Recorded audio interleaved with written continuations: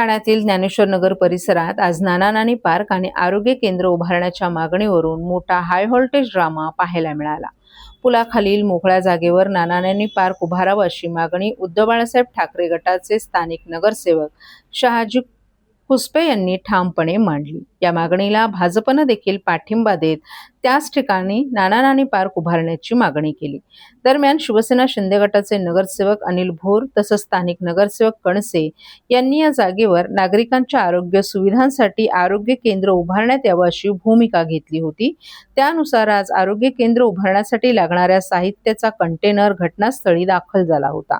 मात्र कंटेनर आल्यानंतर नगरसेवक शहाजी खुसपे यांनी आपल्या कार्यकर्त्यांसह या कंटेनरला अडवून धरत जोरदार घोषणाबाजी केली। त्यामुळे परिसरात काही काळ तणावाचं वातावरण निर्माण झालं होतं। या प्रकारामुळे ज्ञानेश्वर नगर परिसरात मोठ्या प्रमाणात वाहतुकीची कोंडी झाली होती। घटनेची माहिती मिळताच पोलीस घटनास्थळी दाखल झाले आणि मोठा पोलीस बंदोबस्त तैनात करण्यात आला होता। दोन्ही पक्षांचे नगरसेवक एकमेकांसमोर उभे ठाकल्यानं परिस्थिती चिघळण्याची शक्यता निर्माण झाली होती। अखेर पोलिसांनी मध्यस्थी करत दोन्ही बाजूंची समजूत काढली आणि काही वेळानंतर हा विरोध शांत झाला।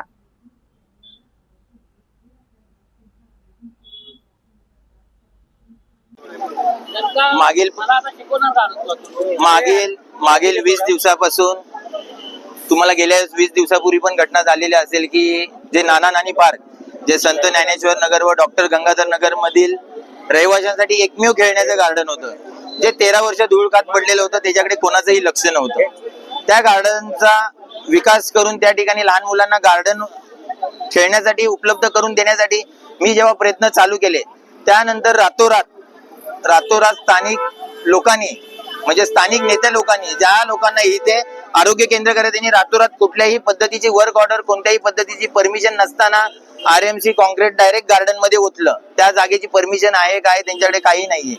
त्यानंतर आम्ही आरोग्य अधिकाऱ्यांशी वारंवार संपर्कात होतो। त्यांनी आम्हाला हे सांगितलेलं होतं की नक्कीच या विषया संदर्भात सगळ्यांबरोबर बैठक घेऊन योग्य तो तोडगा काढू, त्याच्यानंतरच कोणती गोष्ट होईल ते आपण ठरवू असं आम्हाला 2 वेळा सांगितलं। त्याच्यानंतर कोणत्याही पद्धतीची त्यांनी बैठक घेतली नाही, काही नाही। आज अचानक या लोकांनी डायरेक्ट कंटेनर घेऊन आलेले आहेत आणि ते तिथे टाकतायत। आज आमचं आरोग्य अधिकाऱ्यांशी बोलणं झालं तर त्यांचं सुद्धा हे स्पष्ट मत आहे की आजच्याच कंटेनर टाका, हे असं आम्ही आजही कोणाला सांगितलेलं नाहीये। आम्ही कोणाला परमिशन अशी दिली नाही की आजच्याच तुम्ही अर्जंट मध्ये कंटेनर टाका असं आहे। तर या गोष्टीची शहनिशा करण्यासाठी इथे कुठलाही आरोग्य अधिकारी PW खात्याचे कुठलाही अधिकारी इथे उपस्थित नाहीयेत, पण हे सत्तेच्या ताकदीच्या जोरावरती हे रेटायचा प्रयत्न यांचा चाललेला आहे। सेंट्रल गव्हर्नमेंटचा उपक्रम आहे। तुमच्या मागच्या बाजूला बघाल तर जवळपास अंबिकानगर, राजीव नगर आणि समोर बघाल तर ज्ञानेश्वर नगर, विजयनगर, त्यानंतर महात्मा फुले नगर हा सगळा स्लम एरिया आहे। 25,000 लोकसंख्येच्या परिसरामध्ये या केंद्र शासनाच्या आरोग्य योजनेचा सर्वसामान्य नागरिकांना फायदा होणार आहे, त्यांना आरोग्याच्या सेवा उपलब्ध होणार आहेत। तुम्ही जे बघताय त्या ठिकाणी अत्यंत अवस्था वाईट होती।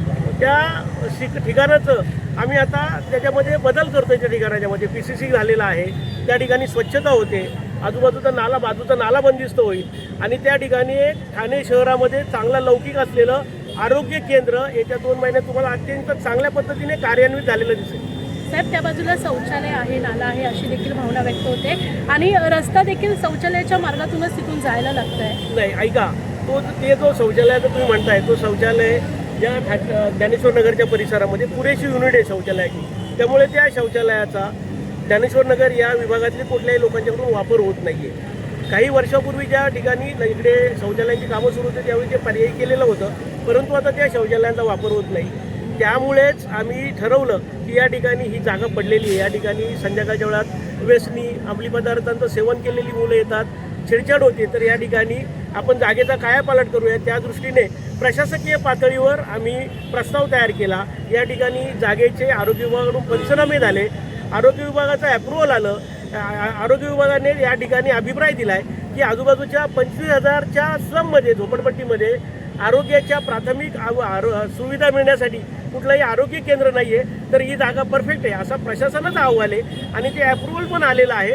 ते अप्रुव्हल आलं। आता हे जे तुम्हाला कंटेनर दिसतोय 600 स्क्वेअर फुटाचा हा केंद्र सरकारने ही योजना आणलेली आहे नागरी आरोग्य केंद्राची। याच्यामध्ये सगळ्या सुविधा आहेत, डॉक्टर असतील, परिचारिका असतील, ह्या सगळ्या व्यवस्था आहेत। या ठिकाणी महिलांच्यासाठी वेगळी स्वतंत्र रूम असेल, प्रसाधनगृह असेल, अशा प्रकारे सुसज्ज आरोग्य केंद्र या ठिकाणी होणार आहे. मला कोणावरही व्यक्तिगत टीका करण्यात आनंद नाही आहे किंवा मला त्यात इंटरेस्टेड नाही आहे. नामदार एकनाथजी शिंदे साहेब ज्या पद्धतीने शांतपणे विकासाच्या दृष्टीने काम करत असतात, त्यांच्याच मार्गदर्शनाखाली आम्ही ठाणे महानगरपालिकेमध्ये अशा प्रकारे कामाला सुरुवात केलेली आहे. मला कोणाच्याबद्दल वाईट बोलायचं नाही, कोणाबद्दल सांगायचं नाही आहे. परंतु तुम्हाला एक मी नक्की सांगू इच्छितो की तुम्ही आत्ताही आलेला आहात. यापूर्वी मला वाटतं बाईट घेतलेल्या होत्या, त्या ठिकाणाचं तुम्ही चित्रीकरण केलेलं आहे. परंतु 2 महिन्यांनी तुम्ही या ठिकाणी ज्यावेळी याल त्याचवेळी तुम्ही सांगाल की या ठिकाणच्या परिसराचा 100% कायापालट झाला आहे आणि लोकांना अत्यंत उत्तम सुविधा या ठिकाणी मिळत आहेत. सर्व नागरिकांना आवाहन करण्यात येत आहे की सध्या डासांमार्फत पसरणाऱ्या डेंग्यू या आजाराचा प्रसार रोखण्यासाठी प्रत्येकाने पुढील प्रमाणे कार्यवाही करावी. डेंग्यू आजार एडिस इजिप्ती हा डास चावल्याने होतो. या डासांची पैदास साचलेल्या किंवा साचवलेल्या स्वच्छ पाण्यामध्ये होते. 8 दिवसांपेक्षा जास्त दिवस पाणी उघडे व साचून राहिल्यास त्यात डास अंडी घालतात. अंड्यांच्या अळ्या तयार होऊन पुढे डास तयार होतात. यासाठी आपल्या घरातील पाणी साठे उदाहरणार्थ बॅरल्स, पिंपे, टाक्या, हौद, रांजणे इत्यादी दर आठवड्याला रिकामे करून घासून पुसून कोरडे करून पुन्हा भरावे. 1 दिवस कोरडा दिवस म्हणून पाळावा. पाणी साठ्यांना घट्ट झाकणे बसवावीत किंवा जुनी साडी, चादर, धोतर यांनी बांधून झाकून ठेवावीत, म्हणजे डास त्यात जाऊन अंडी घालणार नाहीत. घराच्या गच्चीवर, आजूबाजूला, अंगणात कोठेही पाणी साचू देऊ नये. भंगार सामान उघड्यावर टाकू नये. उदाहरणार्थ टायर्स, प्लास्टिक सामान, कुंड्या, टाकाऊ वस्तू इत्यादी. अशा सामानात पावसाचे पाणी साठून त्यात डेंग्यूच्या डासांची पैदास होते.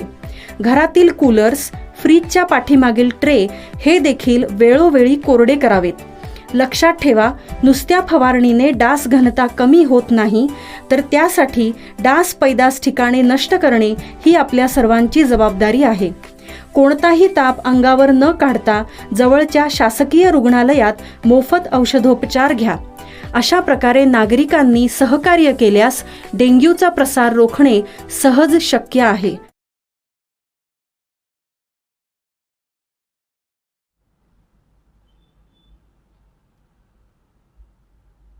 उपवन तलाव परिसरात बेकायदा दारू गांजाचं सेवन, आयुक्त महापौर दालनात बैठक होऊनही कारवाई नाही.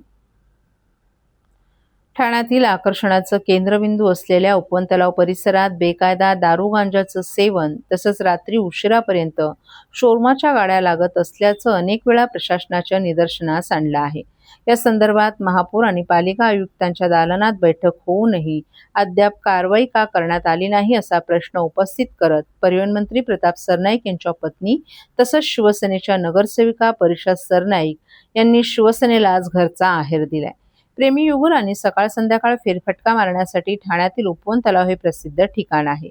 उपवन तलावाच्या काठावर अनेक सांस्कृतिक कार्यक्रम होत असतात. या ठिकाणी आता भव्य विठ्ठलाच्या मूर्तीची स्थापना देखील करण्यात आली आहे. मात्र हा परिसरात बेकायदा टपऱ्या तसंच शोरमाच्या गाड्यांनी वेढला आहे.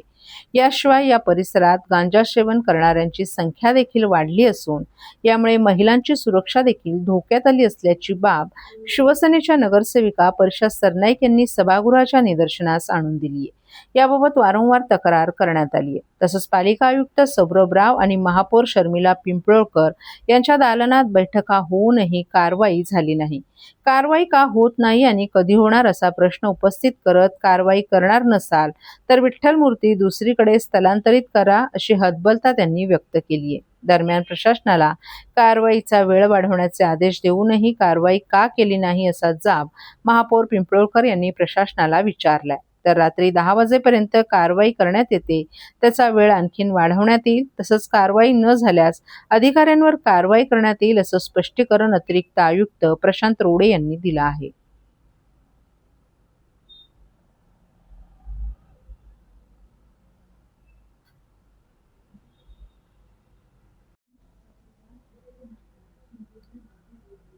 अस्ताव्यस्त सुरू असलेली बेकायदा बांधकामं, तासनतास होणारी वाहतूक कोंडी यामुळे ठाणेकर मेटाकुटीला आले असतानाच महापालिका प्रशासनानं गाजावाजा केलेली स्मार्ट सिटी कशी खड्ड्यातच गेलीये याचं आणखीन एक भीषण वास्तव समोर आले. एकीकडे घोडबंदर रोडवर पंचतारांकित टॉवर्सच्या नळातून धोधो पाणी वाहत असताना या चकाचक वस्तीला लागून असलेल्या पाचवडपाडा, सागपाडा, उंबरवाडी पाडा येथील गावकऱ्यांची मात्र घोटभर पाण्यासाठी वणवण सुरू आहे.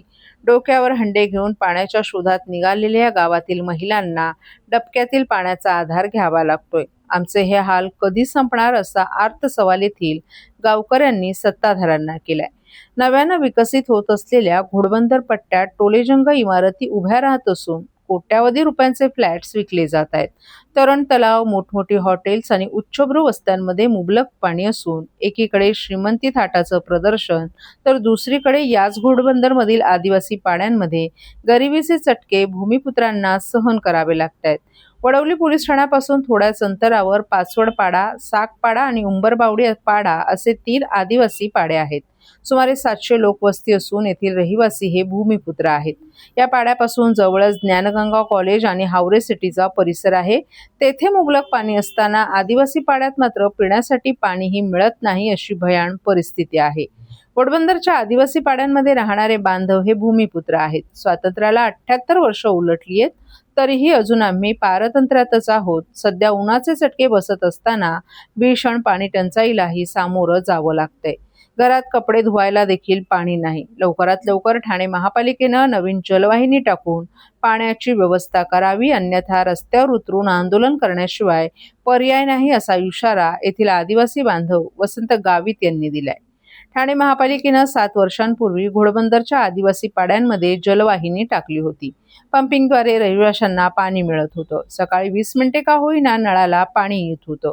आता नळाला टिपूसही येत नाही. त्यामुळे नाईलाजानं पाचवडपाडा येथील ओढ्याच्या खड्ड्यांमधील दूषित पाणी आणण्याची वेळ येथील ग्रामस्थांवर आली आहे.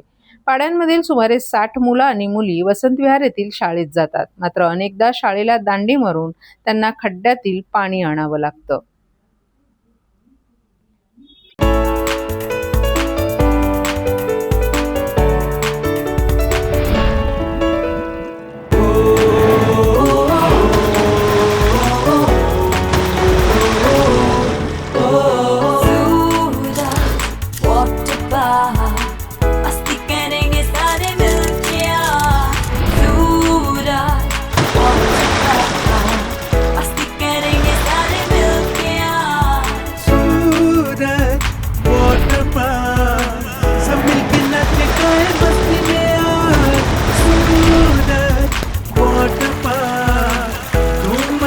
सब मिलके आज